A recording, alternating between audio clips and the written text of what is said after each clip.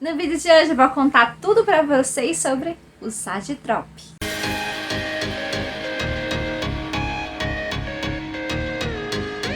Oi gente, eu sou a Kellen e no vídeo de hoje a gente vai ver tudo sobre esse mangá, o Sagitrop. Esse é o volume 1, mas eu tenho muitas coisas para falar pra vocês desse mangá polêmico e que nem todo mundo gostou e eu vou explicar tudo. Vai ter um momento de spoilers e eu vou avisar, tá? Aí você vai poder pular se você quiser, certo? Mas antes da gente começar, eu quero pedir pra você se inscrever no canal, curtir o vídeo, porque isso ajuda muito o canal a crescer e a chegar em mais pessoas. Na descrição do vídeo eu vou deixar todos os links de compras do mangá, caso você queira. E também, ou o link geral de compra da Amazon pra você comprar o que quiser com o meu link e contribuir pro meu trabalho, tá bom? Também na descrição do vídeo eu vou deixar as minhas redes sociais, o Instagram, o Twitter, o Scooby, que eu sou muito ativa em todas essas redes, e também o blog, que sai post semanalmente, tá? Então fiquem à vontade de comentar lá, participar lá também. Comentem nos comentários depois o que vocês acharam, se vocês têm interesse de ler. E vamos começar! O Sagitrop, ele é um mangá composto por 10 volumes. Inicialmente ele foi concluído no 9º volume e depois a autora soltou o 10º, que é como se fosse um extra. Então a história mesmo se encerra no 9º, tá? E ele foi publicado pela New Pop. Quando começou a ser publicado, eu comecei a comprar. Qual é a história dele?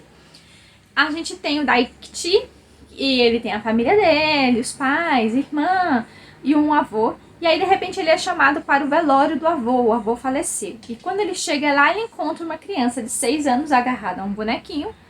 E ela tá ali, tipo, no meio de todo mundo. E todo mundo começa a dizer que ela é filha do avô dele. Então, gera toda essa confusão e ninguém quer ficar com essa criança. Não sabem quem é a mãe não estava lá. Tipo, encontraram o corpo do avô dele com a criança lá. Tipo, literalmente, ela ficou lá muito tempo antes de descobrirem o corpo do avô, o que é muito triste.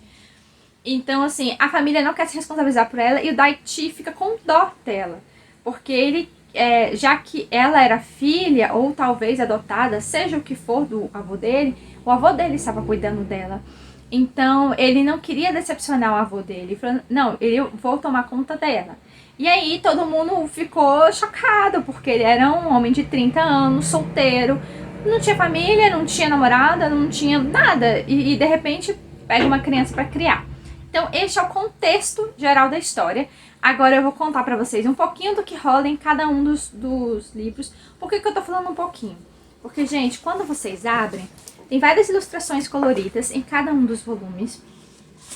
A arte, ela é muito bonita, mas cada mangá, ela tem seus capítulos. E eles giram em torno de uns 5 ou 6, varia, tá? E dentro desses capítulos, muita coisa acontece. Então, eu vou colocar só alguns pontos que acontecem aqui. Mas sempre tem histórias das pessoas que estão ao redor deles, sabe? Que estão vivendo outras problemáticas, e que compartilham com a Rin, ou compartilham com o Daikchi. Questões do trabalho do Daikchi, questões da sociedade japonesa, de como ela vê pais solteiros. Então tem toda essa problemática que ela é exposta e ela é trabalhada ao longo de todo o mangá, o que deixa tudo muito mais legal, tá? Então, nesse primeiro volume, é basicamente isso. O Daikchi, ele realmente quer cuidar dela, apesar da família toda achar que ele não iria conseguir. E ele leva a Rin pra casa e ele trata ela como o responsável. Eu sou o responsável por ela. Acabou. Entendeu? Ele não chama ela de filha. Em nenhum momento você vai ver ela chamando ele de pai. Não existe esse sentimento. Existe o sentimento que ela é criada por ele e ele é responsável por ela. Acabou. No volume 2 acontecem muito mais coisas. O Daikchi tem que fazer toda uma adaptação na vida dele para que uma criança de 6 anos entre, inclusive colocar ela na escola, ver as necessidades escolares, além de material que ele tem que entregar para a escola, material para a própria Rin, roupas para ela também, e também todas as outras necessidades de uma criança, sabe? Fora isso, ele precisa mudar de área no trabalho, ele pede para mudar, ele acaba saindo de um setor que ele ganha muito, mas que ele não tem hora pra sair. E ele não pode não ter hora pra sair. Ele tem uma criança de 6 anos pra criar agora. Então ele muda para um outro setor dentro lá, ele explica a questão pro chefe. É muito interessante ver como é que ele e o chefe dele, sabe, se relacionam. É muito, muito interessante mesmo. E aí então ele abre mão de ganhar mais para ir para um lugar que ele tem hora de entrar e hora de sair, para ele poder pegar a Rin na escolinha. Então, nesse volume, a gente começa a ver uma aceitação maior da família do Daikchi pela Rin. A própria mãe do Daikchi começa a gostar mais dela, começa a querer que ela frequente mais a casa deles. Então eles começam a ter uma relação de mais proximidade com a Rin, o que é bem legal. E também o Daikchi acha o testamento do avô dele, que ele explica a relação que ele tinha com a Rin. E ao mesmo tempo que o Daikchi se sente na obrigação de procurar a mãe verdadeira da Rin e ter uma conversa séria. Porque ele precisa saber se agora que o avô dele faleceu, a mãe vai querer ficar com a Rin ou não. Então, são cenas bem intensas e ele, cara, é impressionante o tanto que o Daikchi ele é responsável e ele pensa na Rin sempre em primeiro lugar. Então, ele tem toda essa questão de conversar com a mãe, porque ele não quer que do nada a mãe chegue lá e, eu quero a Rin agora, me dá ela e você fica aí sozinho. Então, tipo, ele fica com essa sensação ao longo de todo o mangá, que a qualquer momento a mãe pode chegar e requerer os direitos. Ela é minha filha, fica comigo. Entendeu? Mas mesmo assim, ele continua cuidando dela com todo afinco. No volume 3, a Rin está crescendo, ela está mudando de fase, a gente consegue ver várias coisas interessantes sobre a escola. E o Daikchi, ele faz uma amizade muito importante, que é com a senhora Nitani, que é a mãe do Kouki, que começa a estudar na mesma escola que a Rin ao mesmo tempo. E eles se tornam muito amigos, e aí eles acabam trocando um ajuda o outro, sabe? Porque a senhora Nitani é uma mulher com um menino, né, com uma criança sozinha, e ele também é sozinho. Então, às vezes, eles ficam se ajudando em várias situações diferentes, sabe? E aqui nesse mangá, a gente vê que a Rin tá crescendo, ela tá se desenvolvendo, e que ela é uma pessoa muito responsável. Gente, a Rin, ela é impressionante de responsável. Ela gosta de ajudar na cozinha, ela gosta de ajudar na casa, ela gosta de ajudar o Daikchi, sabe? Ao mesmo tempo que a gente vê como é a vida amorosa do Daikchi, a insegurança absurda que ele tem com mulher, que ele acha a mulher um ser muito difícil de lidar, e ele não consegue nem sentar e conversar com a mulher que ele tem interesse, não consegue namorar, e ele meio que, vou desistir disso. Tipo assim, sabe? O Daikchi é desse jeito. Ele acha tudo muito difícil de entender, então ele prefere desistir. Nesse mangá a gente conhece outra personagem, que é a Haruko, que é a prima do Daikchi, que tem uma filha que é casada, que se chama Reina, a filha. Deixa eu ver se eu tenho um desenho dela aqui pra mostrar pra vocês. Aqui, eles brincando. A Reina, a Rin e o Kyoki. Então, tem essa situação e de repente a prima aparece na casa do Daikchi e ela acaba ficando lá um tempo. E a Rin começa a fazer uma amizade muito profunda com a Rain. A partir daí as duas ficam muito amigas mesmo, ao longo de todo o mangá. Então ela acaba tendo essas três grandes amizades, o Kouki e a Rain. A Haruko tá passando por problemas de relacionamento com o esposo e o Daikchi acaba ajudando ela a resolver essas questões. Ao mesmo tempo que é a primeira vez que a Rin acaba ficando doente e o Daikchi fica desesperado para cuidar dela. E a senhora Nitani ajuda muito ele nessa hora. Então é muito interessante ver a falta de suporte que um pai solteiro tem quando o filho fica doente, sabe? O que ele tem, como ele tem que fazer. Às vezes até o emprego não aceita muito ele se ausentar por causa disso, daquilo. É muito interessante. No volume 5, a gente tem um pulo de 10 anos. Então a Rin já tá no colegial. E aí a gente vê que o Kouki, por algum momento da vida dele, ele se afastou da Rin. E nesse mangá aqui, no volume 5, ele volta a entrar em contato com ela e volta a querer ter amizade com ela. Aí a ex-namorada do Kouki começa a perseguir a Rin, praticar bullying cibernético com ela. É bem chato, sabe? E a forma como a Rin lida com tudo isso é muito maduro. Gente, essa menina, ela é de outro mundo, sabe? Ela é muito madura. Ao mesmo tempo que o Daikchi se declara para a senhora Nitani. Só que ele não tem uma resposta tão boa quanto ele esperava, né? Do que ele queria. Ele é bem desajeitado na declaração e tudo mais. Mas a senhora Nitani, ela tem outras outros pensamentos, do tipo, que se talvez isso tivesse acontecido antes, quando eles eram crianças, poderia até rolar. Mas agora que eles são adolescentes, ela tem medo. Ela tem medo que o Kyoki avance na Rin, ela tem medo que o Kyoki machuque a Rin de alguma forma, eles dividindo o mesmo ambiente. Então a Senhora Nitani sempre coloca ou a segurança da Rin ou a segurança do Kyoki acima dos próprios sentimentos. Então, o que acaba impossibilitando esse amor do Daikichi. Então, tem toda essa problemática e tal. E já tem aquela questão que ele não sabe lidar com mulher, né? É complicado. No volume 6, a Rin faz muitos amigos no colegial e eles acabam usando a casa da Rin como ponto de encontro de estudo.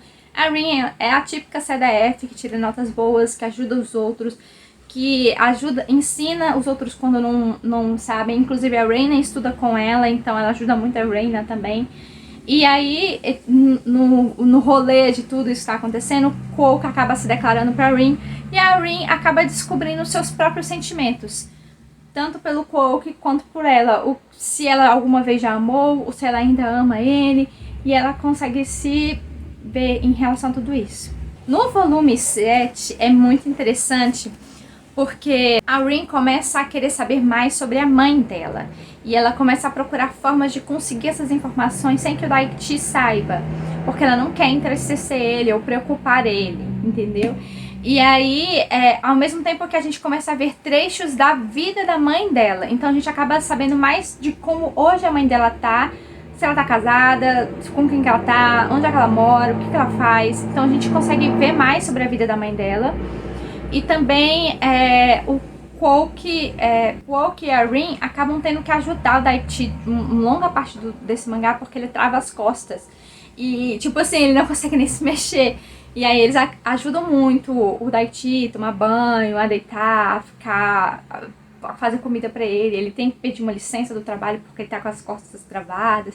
E aí vem toda aquela questão de que ele realmente está envelhecendo. Ele não é mais um cara de 30 anos, ele agora é um 40. E temos o volume 8, que eu avisei pra vocês em outros vídeos, acho que das leituras e também no Instagram, que é um volume que tá em falta no mercado, gente. E eu passei mais de ano colecionando esse mangá do Side Drop. E eu posso dizer, sim, com toda certeza, que é muito difícil você achar ele pra comprar. E quando você acha alguma oferta, são ofertas abusivas. Então eu acabei lendo ele em formato de e-book na internet pra dar continuidade, né, na série.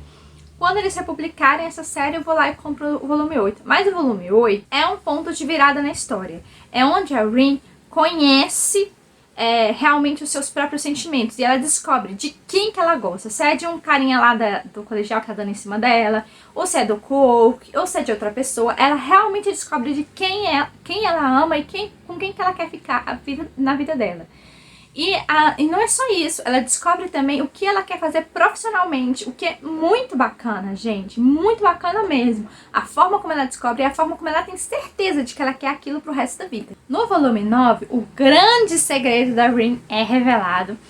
E é onde entra o spoiler, que eu vou falar depois pra vocês. E aí a Rin se sente muito envergonhada e acontecem várias situações, mas ela lidando com todas as emoções e as consequências dos seus sentimentos. E a finalização do mangá, né? Como eu falei pra vocês. Já que o volume 10, ele é uma coletânea de histórias. Inclusive algumas histórias que a gente deveria saber ao longo do mangá que não foram contadas. Por exemplo, o que o Kouki fez ao longo desse período que ele ficou longe da Rin. Com quem que ele andava, com quem que ele saía. Algumas coisas sobre a Reina também, alguns passeios deles com a Senhora Nitani, essa aqui é a Senhora Nitani. Então assim, eu acabei não falando, mas num dos mangás anteriores, a Senhora Nitani diz não, né, por Daikichi, que eu falei pra vocês, por toda aquela situação, mas ela aceita se casar com outra pessoa. Então, Daikichi fica arrasado. Simples assim, ele esperou anos por ela, e ela disse não. Complicado, gente, a vida é complicada, gente. Então, assim, a gente tem também várias questões da própria mãe da Rin, que é essa aqui, né? Essa menina de cabelo preto longo. Como ela chegou onde ela tá depois naquele mangá dos 10 anos, do volume 5, né? o que aconteceu nesse meio tempo para ela chegar até aquele ponto. Então é tudo muito explicado nesse mangá e algumas histórias extras mesmo. É bem interessante, bem legal. Agora, vou falar a parte do spoiler que deixa esse mangá polêmico. Então, se você não quiser saber do spoiler, você pode pular para essa minutagem que eu vou deixar escrita aqui. Seguinte, gente, esse é um mangá polêmico porque na entrevista, tem uma entrevista no Mangá 10, com essas histórias extras, tem uma entrevista com a escritora, a mangaka, como ela escreveu a história e tal. Ela disse que desde o início ela já sabia exatamente como ela queria terminar a história, mas ela não sabia se ia ser um desenvolvimento triste ou feliz. Qual é o problema? É porque quando a Rin descobre de quem ela realmente gosta lá no mangá 8, né? Ela gosta do Daichi. E aí é um escândalo, porque como assim ela gosta do pai dela? Aí é que a gente entra no ponto que eu quero explicar pra vocês. O mangá inteiro não é lidado dessa forma. Não é visto como se o Daichi fosse o pai de Rin. E nem como se Rin chamasse ele de pai. Eles nunca se chamaram dessa forma. Nunca. O pai da Rin sempre foi o avô. Inclusive o sobrenome da Rin é do avô do Daichi. Ele adotou ela legalmente, tá? Então, e aí tem toda aquela questão de, mas eles são parentes, filho do... Não, eles não são parentes, ele adotou. Inclusive no testamento que ele deixa isso bem claro, que ele adotou, que ele não é o pai de verdade da Rin. Então o Daichi já sabia que eles não eram parentes sanguíneos, mas ele continuava com essa história para que a Rin se sentisse dentro da família. Mas, gente, é muito claro no mangá inteiro que isso não acontece. Aí quando a Rin, de repente, diz que é apaixonada por ele, ele começa a chamar ela de filha. Então ele começa a tentar colocar um limite que nunca existiu na relação dos dois, tá? Então, assim, dentro do contexto da história que foi construída, eu não acho que esse tenha sido um desenvolvimento ruim. Não acho que seja o ideal. Mas muita gente não gostou e começou a dizer que era um mangá pedófilo, que o Daichi tinha... Não aconteceu nada disso, gente. O que aconteceu foi que a Rin se apaixonou mesmo e descobriu que amava o Daichi, porque ela nunca enxergou ele como um pai. Ele era o cara que cuidava dela, só o tiozão que cuidava dela, entendeu? Então esse é o desenvolvimento polêmico que a autora queria desde o início e muita gente não gostou. O que eu achei? Não achei tão problemático assim, porque realmente você não vê ele tendo uma relação de pai e filha. Ele cuida dela, ela cuida dele, quando ele tá doente, acabou. Então uma relação de tutoria, sabe? Não existe isso. E a Rin, ela é uma personagem muito madura e ela acaba apegando mais a família do Daichi. Então é como se a mãe do Daichi virasse tia dela, entende? Então ela acaba se pegando emocionalmente com os parentes do Daichi e não com o Daichi em si. O Daichi é a figura que é responsável por ela. Então assim, isso chocou muita gente, não gostaram. Não acho que isso transforma o mangá num mangá ruim. Porque assim, se desde o início do mangá ele tivesse tratado ela como filha, vem cá minha filha, e ela também, pai, era diferente, gente. Aí realmente eu não conseguiria enxergar uma divisão disso, entendeu? Mas não foi assim que a escritora desenvolveu, e da forma que ela desenvolveu ficou muito claro que a Rin enxergava ele como um responsável. Então assim, tanto é que quando ela realmente se declara, o Daichi meio que aceita os sentimentos dela, ele pede um tempo pra ela. Ele pede, não, vamos esperar 2 anos até você completar, entrar na faculdade, conhecer outras pessoas, abrir sua mente. E se em 2 anos você ainda manter esse sentimento, e aí eu preciso me acostumar também a te ver dessa forma, eu não te vejo dessa forma. E aí a gente reavalia. E aí a gente fica junto, entendeu? Meio assim. Aí eles continuam vivendo do jeito que eles são por 2 anos. E ele esperando que ela se apaixonasse por outra pessoa, ou na faculdade, ou em qualquer lugar que ela vá trabalhar. Mas não, ela realmente amava ele como um homem. E ela queria ter filhos com ele.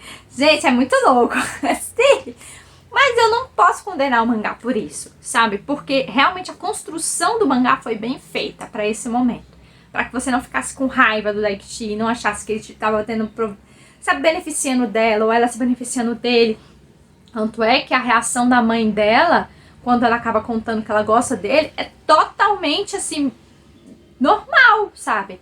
E ela diz na cara da Rin que não, eles não são parentes de sangue, que o pai verdadeiro era outro e que eles não tinham nenhum impedimento de ficarem juntos.